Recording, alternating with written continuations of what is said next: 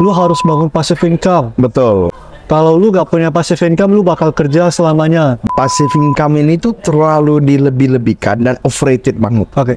Kalau lu muda, gak usah terlalu banyak mikirin passive income menurut gua. Aktif income dulu, karena kan lu masih muda. Banyak banget orang malah menggaungkan ini di anak muda. Mumpung masih muda, mending kita kembangkan dulu skill kita. Betul. Jadi dengan skill kita yang lebih mahir, jadi juga otomatis kesempatan kita untuk dapetin income lebih besar tuh lebih.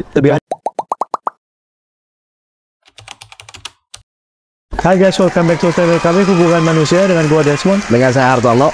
Nah, yang topik kali ini kita bahas sesuatu yang soal uang. Oke. Nah, yaitu tentang passive income.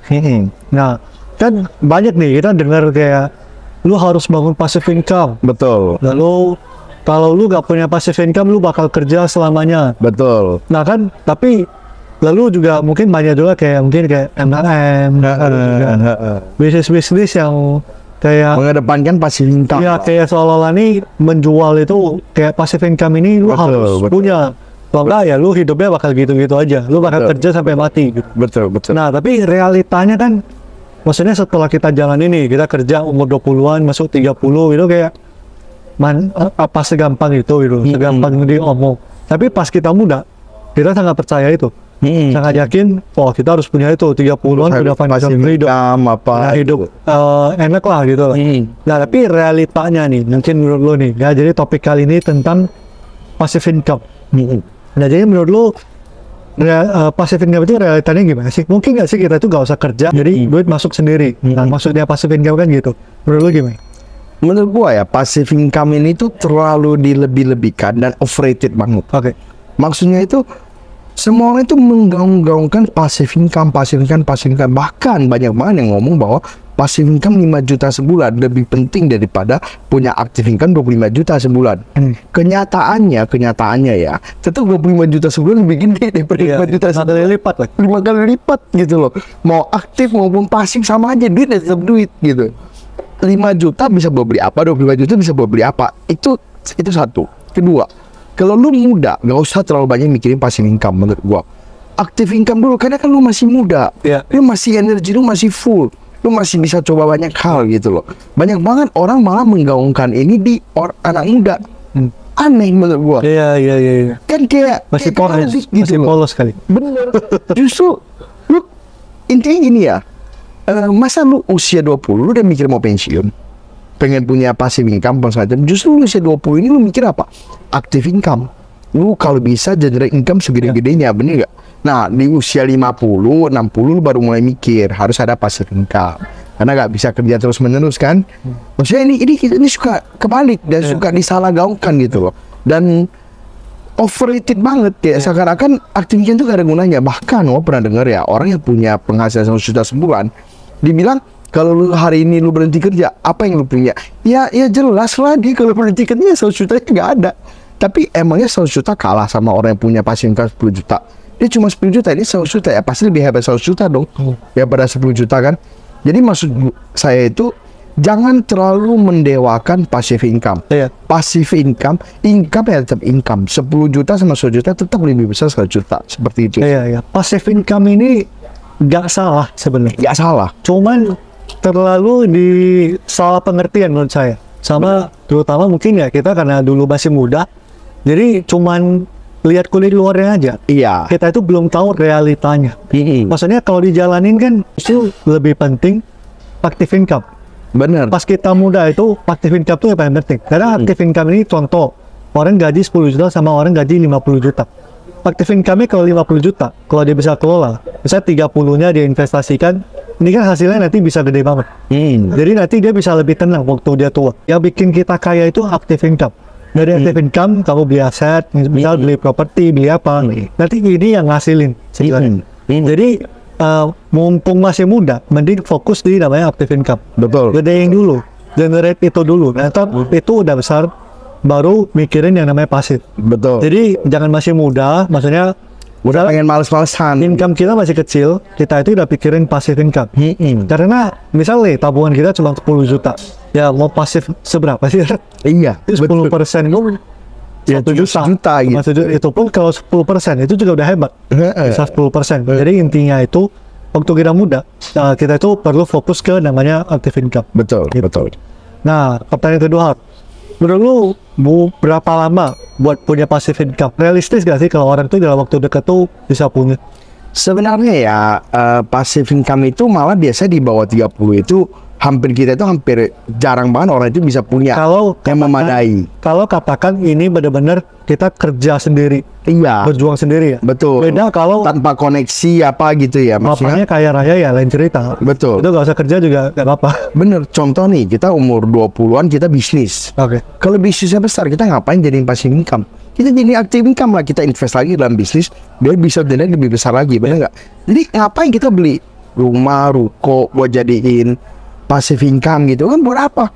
Justru kalau bisa active income dulu gitu. Jadi sebenarnya passive income itu malah biasanya di bawah 30 itu orang nggak terlalu fokus ke passive income. Makan akan sangat sulit punya passive income gitu. Punyanya ya selalu active income gitu ya. Nah, tetapi banyak banget orang itu salah kaprah. Justru dia kerja, dia langsung pengen bikin passive income. Contoh, dia gaji 10 juta, dia invest, beli ruko, cicilan 3 juta. Itu justru menurut lo kebalik. Malah lu kerja, lu invest ke skill lu. Buat bisa punya gaji lebih gede. Iya, iya. Jadi Lu kalau invest ruko 3 juta, lu bayar KPR-nya berapa duit, itu ruko lu sewain berapa duit, nggak make sense gitu loh.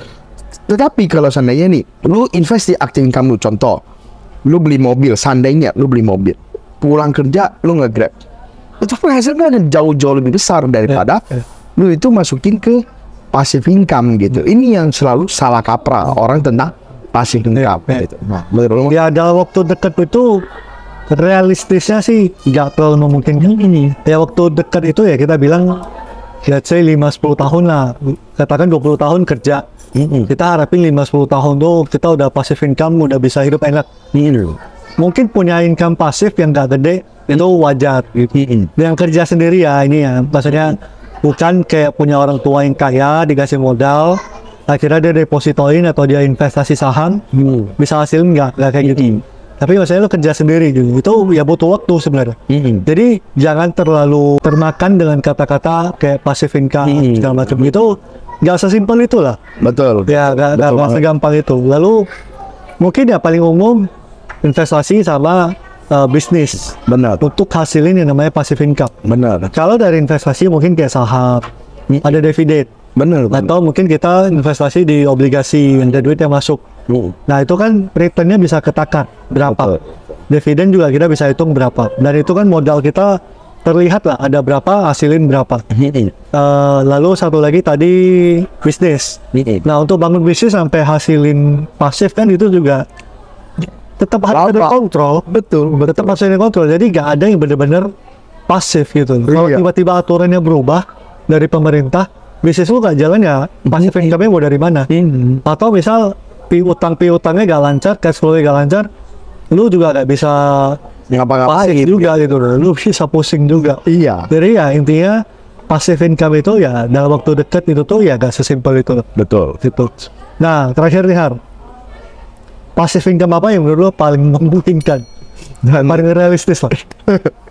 Oke, sebenarnya passive income ya, menurut gua itu kalau di usia muda kita jangan terlalu fokus passive income. Tetapi kalaupun mau fokus, yang paling realistis itu mungkin ya beberapa opsi itu seperti dividen saham, return deposito, ataupun obligasi seperti itu yang paling memungkinkan. Itu yang mungkin maksudnya kita nggak perlu kontrol. Kalau seperti properti kan kita butuh kontrol. Ya. Properti katakan kita beli 10 miliar, kita sering ke orang 400 juta ruko. Itu kan udah mahal banget. Tapi kan itu cuma menghasilkan 4%. Belum kalau propertinya rusak, belum kita kontrol dan lain-lain gitu kan. Maksudnya dan mau punya 10 miliar itu kan susah banget.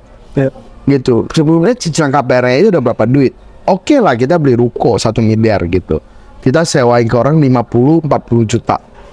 Kan kita butuh kontrol, butuh apa gitu. Jadi maksudnya yang paling memungkinkan itu mungkin instrumen-instrumen investasi seperti saham, obligasi, dan lain-lain. Tetapi intinya satu sih, jangan terlalu fokus ke passive income. Justru fokus ke active income selagi kita muda. Lu sendiri mah? Ya setuju sih, maksudnya paling memungkinkan ya tadi ya saham, dividen. Betul. Nah itu ya biasa juga saham-saham yang bagi dividen kan juga saham-saham perusahaan yang lebih Bagus. pasti, yang bagus. Jadi resikonya lebih kecil. Betul. Lalu ya deposito tadi ya itu umum lah. Maksudnya mumpung masih muda seperti yang Hartono ngomong, mending kita kembangkan dulu skill kita. Betul. Jadi dengan skill kita yang lebih mahir, jadi juga otomatis kesempatan kita untuk dapetin income lebih besar tuh lebih ada. Terbuka. Lebih terbuka ya, akhirnya nanti baru apa ya, opsi untuk kita mau investasi apa tuh ya lebih banyak aja nih. Betul. Relasi kita juga ada lebih banyak, peluang lebih banyak. Itu aja sih, ada tambahan lagi. Itu aja kali ya. Oke, jadi teman-teman ini soal passive income. Ya ini dari pendapat kita, sudut pandang kita. Ya yang pasti kalau benar atau salah ya cuman pendapat kita. Betul. Jadi ya gak ada benar gak ada salah sih. Cuma sudut pandang aja. Jadi teman-teman kalau ada pengalaman dan ada pendapat boleh dong ditulis di kolom komen. Kira-kira menurut kalian passive income itu seperti apa sih? Oke, itu aja teman-teman. Jangan lupa di like, di subscribe, dan di share ke teman kalian yang butuh dengar ini. Sampai ketemu di video berikut. Thank you. Oke, itu aja. Jangan lupa di like, di share, dan di subscribe.